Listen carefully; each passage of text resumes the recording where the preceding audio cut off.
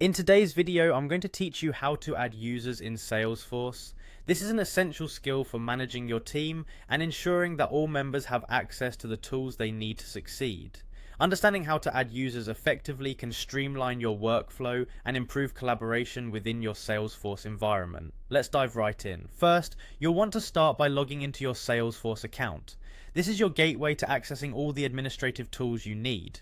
Once you're logged in, pay attention to the top right corner of your screen. You'll notice a gear icon there, which is part of the setup menu. Go ahead and click on that icon.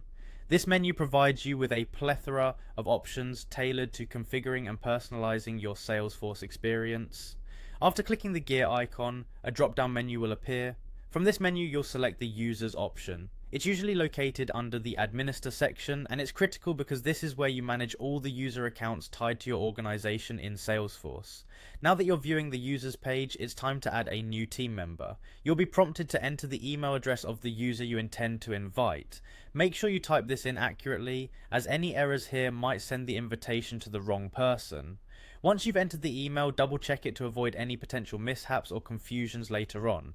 Next, direct your attention to the Profile drop-down menu. This is where you'll select the role that best fits the new user. Salesforce offers various profile options, but for the sake of this demonstration, you'll typically choose between System Administrator or Standard User.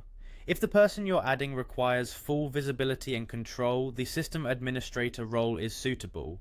However, if they only need access to basic functionality, Standard User should suffice.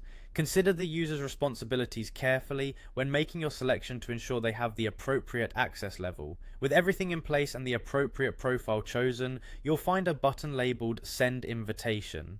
Clicking this will dispatch an invitation to the user's provided email address, prompting them to join your Salesforce organization. A confirmation prompt should appear, letting you know that the invitation has been successfully sent. Be sure to inform the user verbally or via email to check their inbox, and advise them to look in their spam folder if they don't see the invitation immediately. Congratulations, you now know how to add users to Salesforce.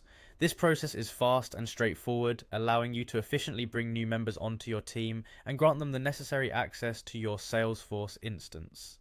Mastering this skill will undoubtedly enhance your administrative capabilities within Salesforce, making your role smoother and more efficient. Thank you for watching and happy user managing.